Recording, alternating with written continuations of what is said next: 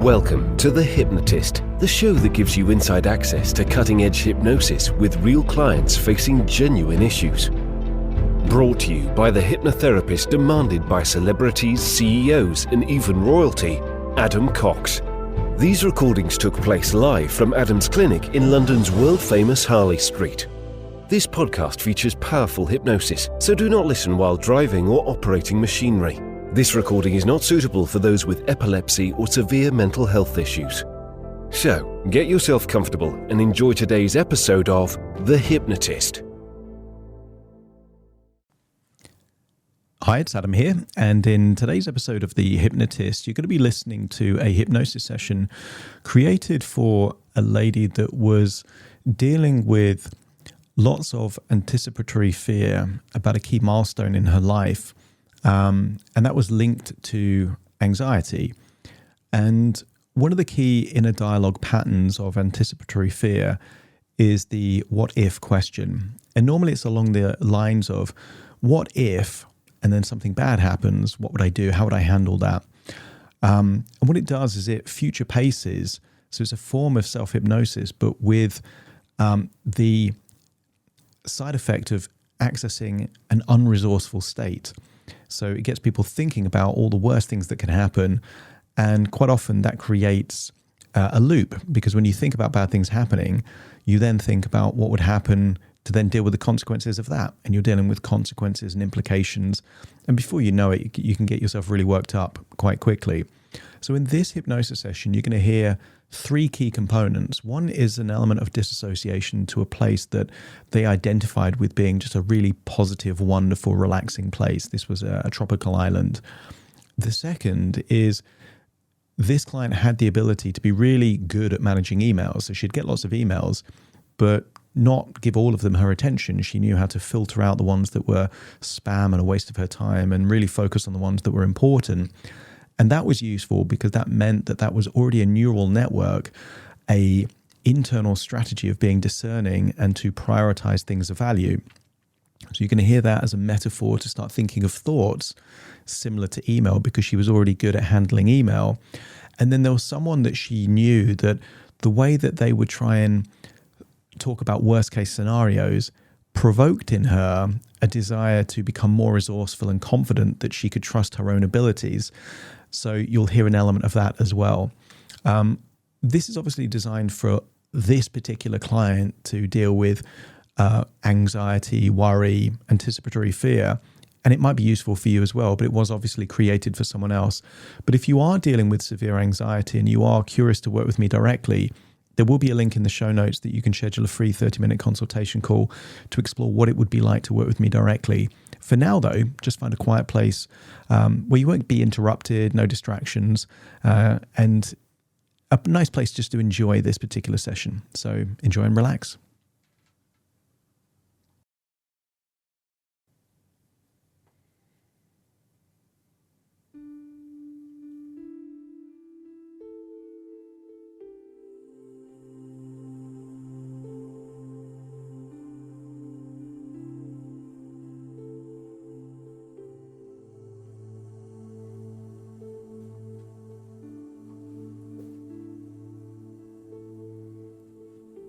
Take a deep breath in. As you breathe in a resourceful feeling of relaxation. And as you exhale, that's it, close your eyes. And notice that as you close your eyes, you're able to give more of your attention to the sound of my voice. As you continue to breathe in and breathe out, just scan your body for any clues of tension. Could be tension in your jaw, a muscle on your forehead or around your eyes. Sometimes a tightness in the shoulders or in the arms. And as you breathe in and breathe out, accept that you're breathing in a resourceful feeling of relaxation. And as you exhale, that tension, stress or worries are leaving your body in your outward breath, giving you a sense of feeling more and more relaxed, simply by breathing in and breathing out.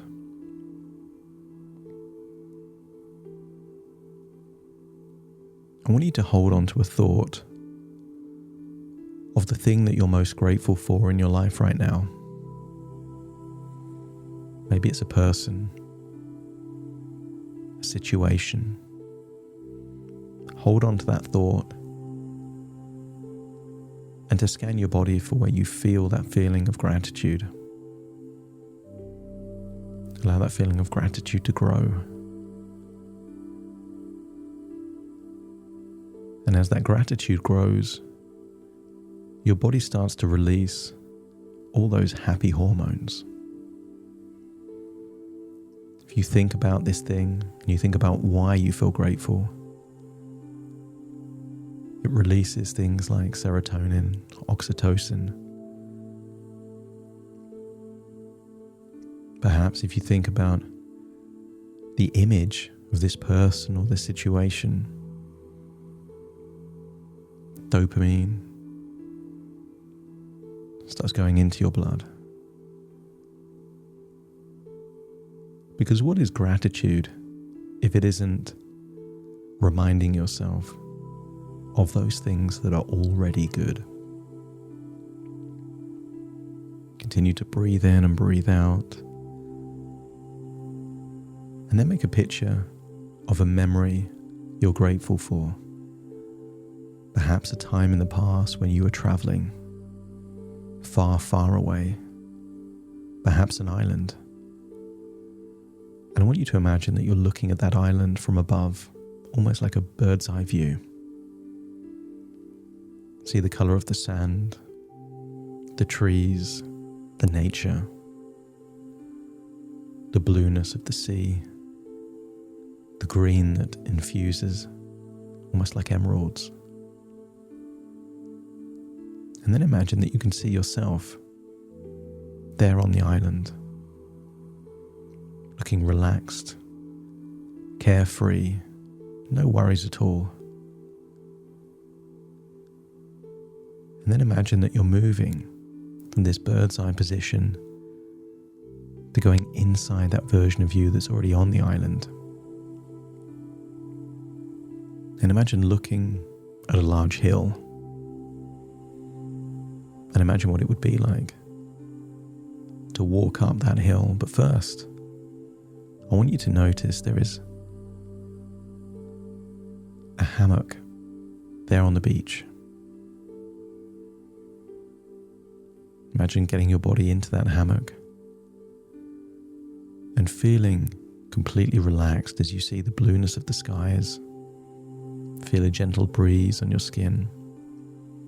Maybe you can even hear the breaking of the waves nearby. Just get a sense of how deeply relaxed you feel in that hammock. Continuing to breathe in and breathe out. I'm going to count down from 10 to 1, and with each descending number, you're going to feel deeper and deeper relaxed there on that hammock, on that island very far away. 10, eyelids getting heavier and heavier, releasing any tension around the eyes. 9, focusing on the muscles in your forehead, just releasing any tension in and around your forehead. That's it. 8, focusing on the muscles in your jaw and just releasing any tension in your jaw. Finding it so easy to breathe in and out through your nostrils. That's it. 7, now focusing on your neck, your shoulders, feeling like any tension is just melting away. 6, that relaxation spreads all the way down your arms. Arms feeling limp, loose, heavy. That's it, so deeply relaxed. That's it. 5, as you breathe in, just imagine that your internal organs are also relaxing. Heart relaxes, lungs relax, stomach relaxes. And feel a healthy glow of relaxation going in through your nose, down into your internal organs, all the way down, helping every part of your body to feel healthy, happy, and resourceful. And then 4, feel that feeling of relaxation going down into your legs, There on that hammock, legs feeling limp, loose, heavy. That's it. 3, all the way down into your calf muscles. So relaxing now. 2 and then 1. Just imagine your whole body now so deeply relaxed there on that hammock. As you imagine what it would be like to drift into a deep sleep. There on the hammock, by the side of a beach on that island. You're safe, you're secure, content.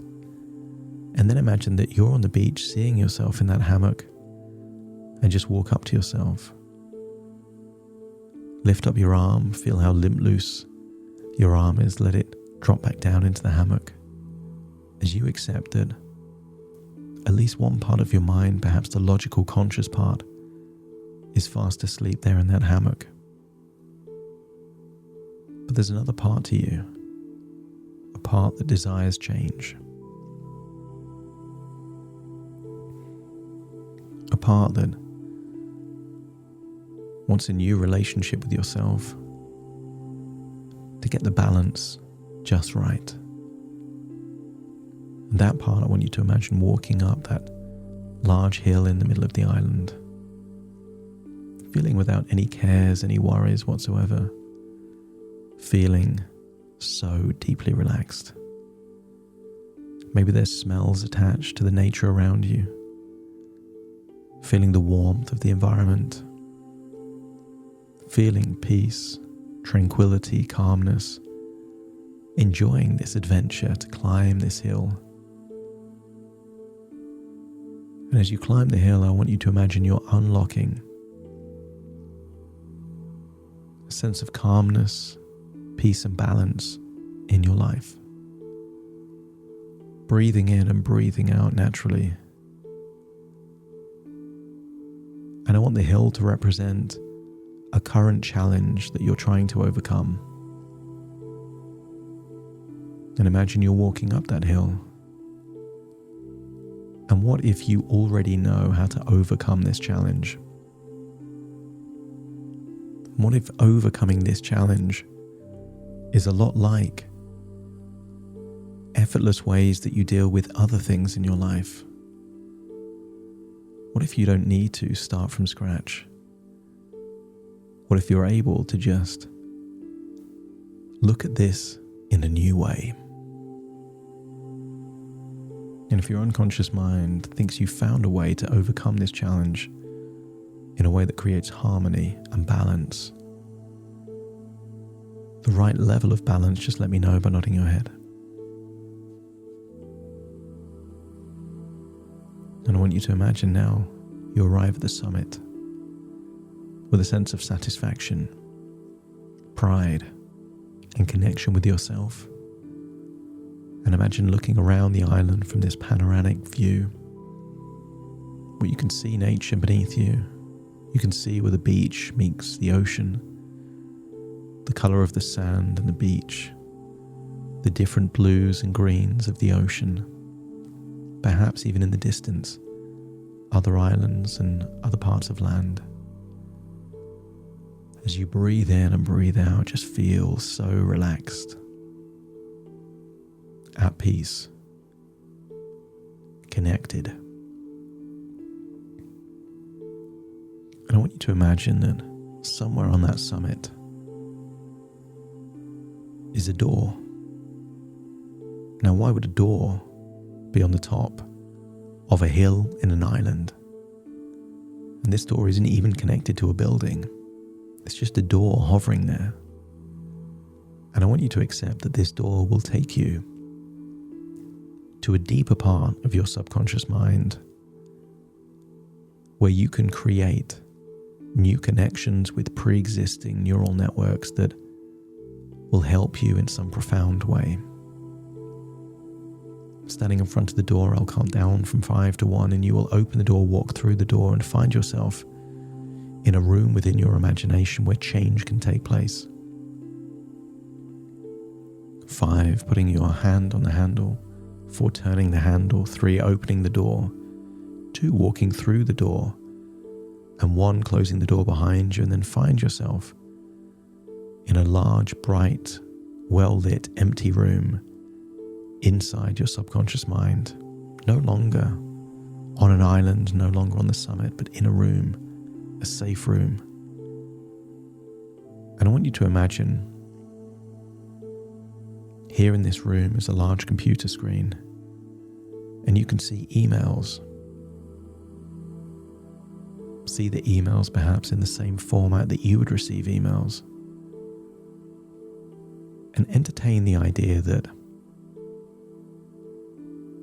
if thoughts were like emails, then it means that some thoughts are more important than others. And if thoughts were like emails, then some emails are spam, and therefore some thoughts are just irrelevant, meaningless wastes of time. And I want you to think about your strategy at dealing with irrelevant, unnecessary emails. You have a system to perhaps look at who it's from. Maybe there's clues into the subject line. Maybe you can tell about how the email starts. And if you accept the idea that you already know how to be discerning with emails, to filter out what's unnecessary, and only give time, attention, and action to those that require it, just let me know by nodding your head. I want you to imagine the emails disappear and you see a new email account. And I want you to see that email account is labeled thoughts. And I want you to see that email account starting to grow of all the different thoughts you've had perhaps over the last day or so. And I want you to imagine that this thought email account has powerful AI technology to sort it into those that are useful and helpful, and those that are unnecessary and unuseful. Perhaps a spam folder or a clutter folder, and start seeing that clutter folder grow. All those thoughts that you have that require no action. You could happily right-click that folder and delete everything in it without worrying at all, because the AI in this thought email account is so good. It can filter out all of those things that are unnecessary. And notice as you browse into that folder how many of them have the subject line, what if ... As it dawns on you that so many of these what if thoughts are unuseful, unnecessary, and just a waste of your time. And there's been times in your life where you've opened an email that you thought was important, and all it did was take your time away, led you down a cul-de-sac, a rabbit hole of unnecessary actions and thoughts before you finally realized, I don't even need to be thinking about this. But you learned from that, and you learned that you can become better at sorting out what you need to action and what you need to ignore. And if you feel like you're able to do that with your thoughts, trusting your intuition to be this powerful AI to not only sort out a lot of those irrelevant thoughts into a folder that you don't need to read, but also that the AI comes up with better quality questions. If you consider your mind a supercomputer, if you ask it, what if something goes wrong? It will start trying to solve that problem. Whereas if you ask it better questions, what will I enjoy most in my life? What am I most grateful for right now? What do I enjoy most about my life? And what am I looking forward to in my future? The same powerful supercomputer will start giving you thoughts and ideas of wonderful things. Because what if questions can be useful and exciting, as well as anxiety creating? What if this is the best year of my life? What if things just get better and better? What if I'm able to make changes that take my life into a positive direction in unexpected ways? And notice how that changes your emotional state when the questions become better questions. And then somewhere nearby in this room, I want you to imagine someone from your past that had perhaps a whiny voice that wasn't very credible, not very persuasive. And if you can think of someone like that, let me know by nodding your head. And I want you to communicate with this AI software to now say that all of these thoughts that are anxiety related must come from the voice of this whiny, annoying person. Now you can put this person on mute whenever you want, just like you can mute a TV screen, or you can turn your phone on silent. But I want you to entertain the idea of what it feels like to have worrisome thoughts coming from someone that you normally wouldn't pay attention to.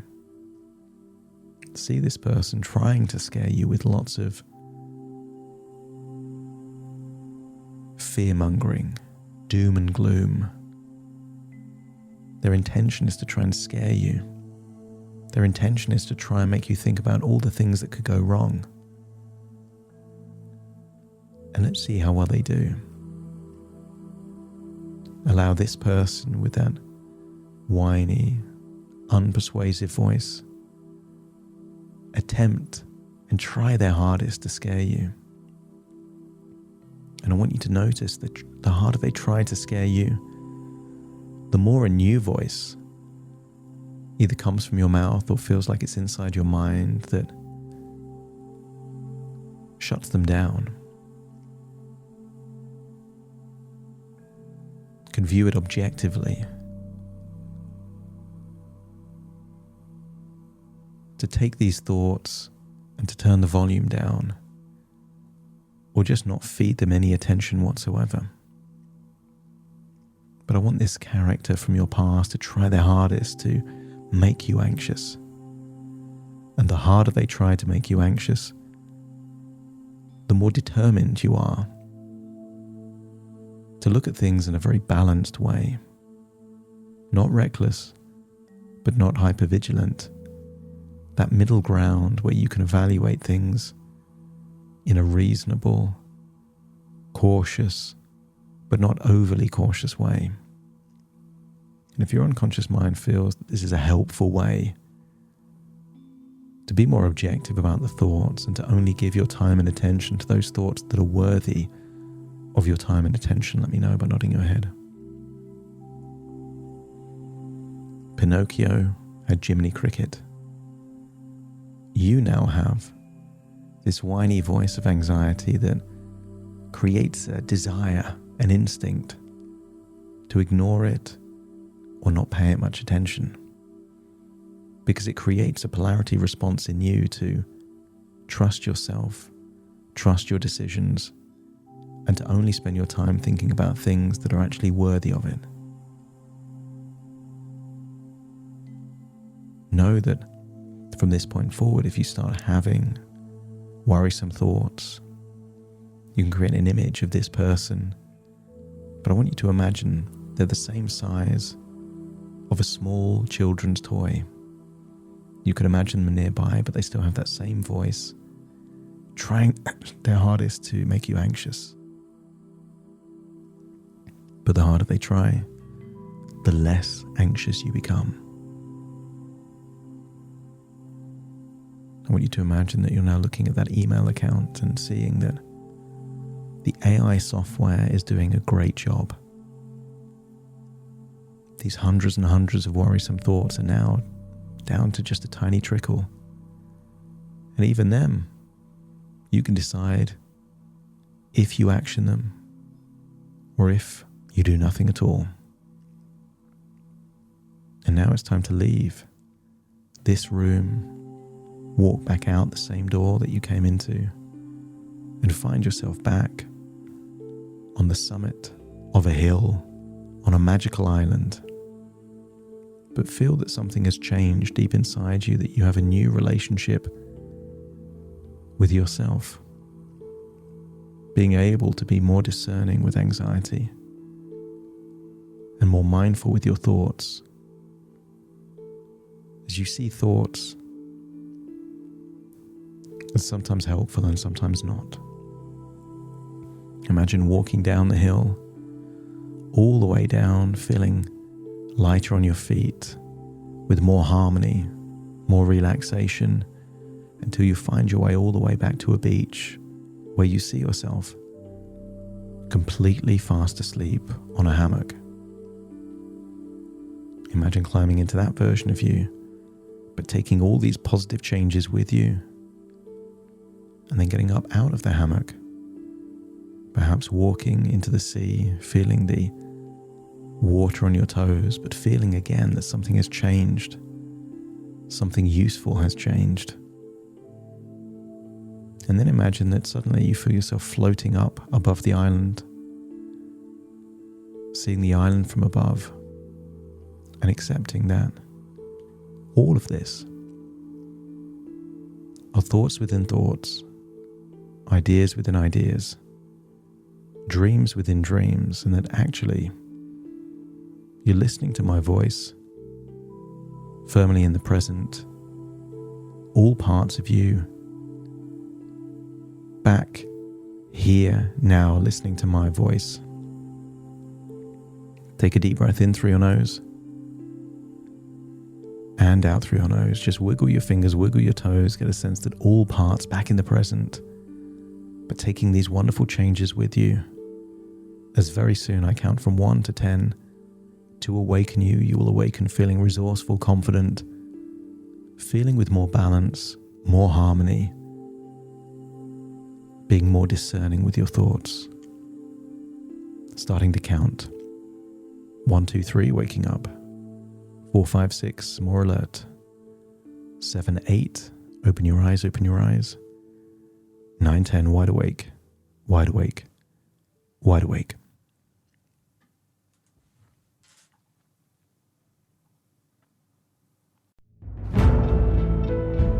Thank you for listening to The Hypnotist with Adam Cox, the show that gives you inside access to cutting-edge hypnosis with real clients facing genuine issues. To automatically receive the latest episodes, please subscribe.